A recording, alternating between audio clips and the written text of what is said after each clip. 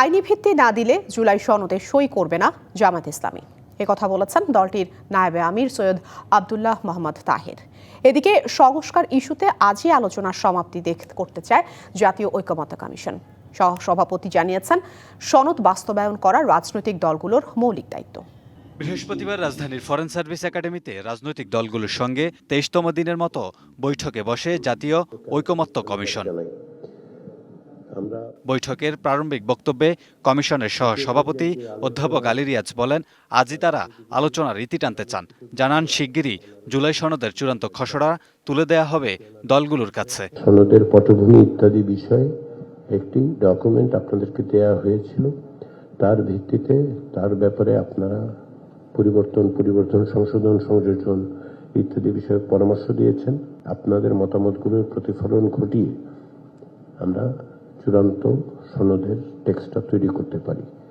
কিছু দল জুলাই সনদের বাস্তবায়ন প্রক্রিয়া নিয়ে যে দাবি তুলছেন, এরই পরিপ্রেক্ষিতে আলী রিয়াজ বলেন, এটি বাস্তবায়ন করা রাজনৈতিক দলগুলোর মৌলিক দায়িত্ব।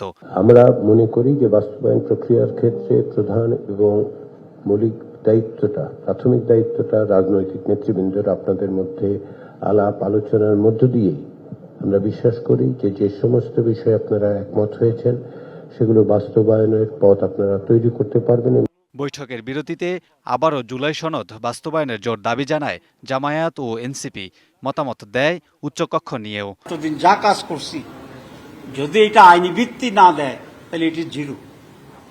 এবং আমি বলছি যে এটাকে আইনি ভিত্তি না দিলে যে জিরো হবে, সেই জন্য আমরা কমিশন এবং সরকারের বিরুদ্ধে কম্পেনসেট মামলা করব। কোনো আইনি ভিত্তি না থাকে, সাইন করার না করার ভিতরে কোনো ডিফারেন্স। বাস্তবায়নের পদ্ধতি নিয়েও রাজনৈতিক দলগুলোর সাথে আলোচনা হতে পারে এমন একটা আভাস তিনি দিয়েছেন, কিন্তু এখনো পর্যন্ত তিনি এই আলোচনাটা কিভাবে হতে পারে সেটা সুনির্দিষ্ট করেন নাই।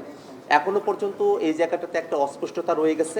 অন্যদিকে শুধু উচ্চকক্ষ নয়, দ্বিকক্ষ বিশিষ্ট সংসদের প্রস্তাবই প্রত্যাখ্যান করে সিপিবি বাসদ।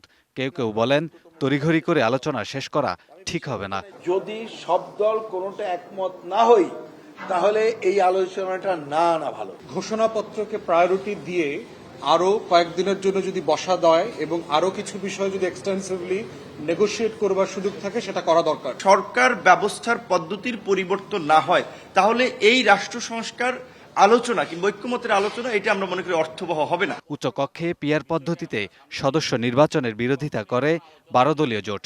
সংশয় প্রকাশ করে ঐকমত্য নিয়ে। উচ্চকক্ষের যে প্রস্তাবনা এসেছে, আমরা এটা প্রত্যাখ্যান করেছি।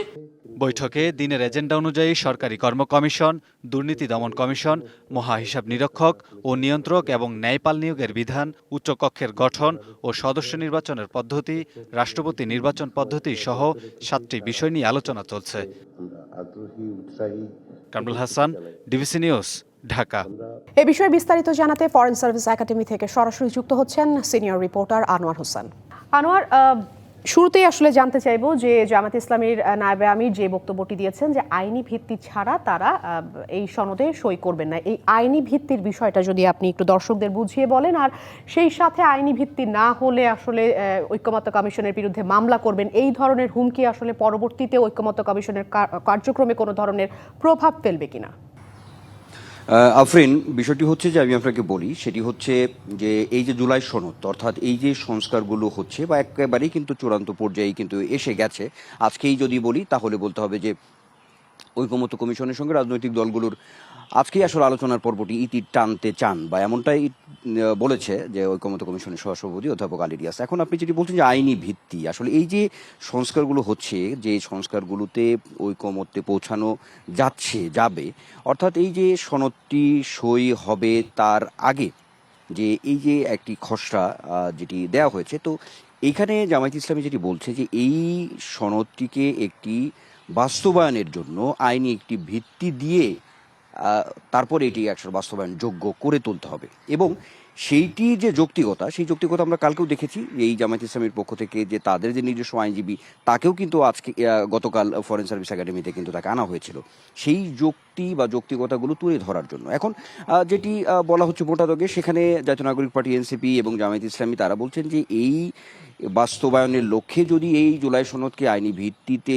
যদি আইনি কাঠামোতে না নেওয়া হয়, তাহলে এটার আসলে কোনো কিছু হবে না, এটা শুধুই অঙ্গীকারনামা হবে বা একটি সুপারিশমালার মধ্যেই একটি সীমাবদ্ধ থাকবে। এটি আসলে বাস্তবায়নটি যেটি যেটি বলা হচ্ছে বিভিন্ন সাংবিধানিক যে কিছু কাঠামো আছে এখানে, যদি একটু পিছন ফিরে বলি যে যে সংস্কারগুলোতে একমত হয়েছে, যদি 20টি মৌলিক সংস্কার শেষ বেলায় এসে বলা দ্বিতীয় পর্যায়ে এসে সেখানে কিন্তু এরই মধ্যে 13টিতে কিন্তু ঐকমত্য পোষণ করা হয়েছে।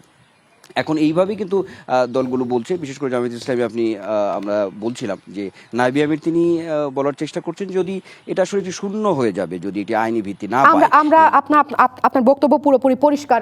আনোয়ার, আরো একটি বিষয় আসলে বলবেন যে আজকে যেহেতু এই ঐকমত্য কমিশনের ইতি টানার কথা রয়েছে, তো যেই গুরুত্বপূর্ণ বিষয়গুলো নিয়ে আজকে বৈঠক হচ্ছে সেই বৈঠকগুলোর আসলে সমাধানের পথে এগোচ্ছে কিনা, কি মনে হচ্ছে? আদৌ কি আজ ইতি টানা সম্ভব?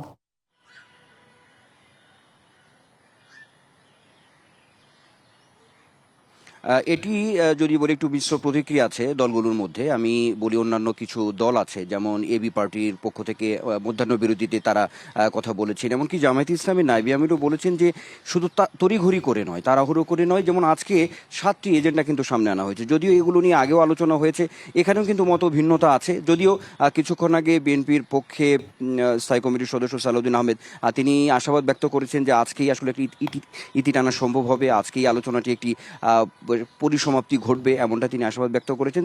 যেহেতু আজকের এই বৈঠকে এমনটা শুরুতেই বলা হয়েছে যে সিদ্ধান্তগুলো আসবে, যে আলোচনাগুলো শেষ পর্যায়ে হচ্ছে, সেখানে নোট অফ ডিসেন্ট অর্থাৎ মত যে বিরুদ্ধতা আছে সেইগুলো দিয়েই কিন্তু একটা শেষ পর্যায়ে তারা আজকে আসলে ইতি টানতে পারবে, এমন একটি কমিশনের পক্ষ থেকে বলা হয়েছে। তাহলে আসলে বিষয়টি হচ্ছে সর্বোপরি একটু কিছুটা যেহেতু দ্বিমত আছে এখনো কোনো কোনো রাজনৈতিক দলের, সেক্ষেত্রে আফরিন একটু অপেক্ষা তো করতেই হবে। যদি কমিশনের পক্ষ থেকে বলা হয়েছে তারা আজকেই আলোচনাটা শেষ করে দেবে, কোনো কোনো দল বলছে যে আরো 2-4টা দিন যেতে পারে আলোচনাটাকে আগে পূর্ণাঙ্গ করার জন্য। আনোয়ার, আপনিও সেই ইতি টানার অপেক্ষায় থাকুন, আমরাও আপনার মাধ্যমে অপেক্ষা করছি।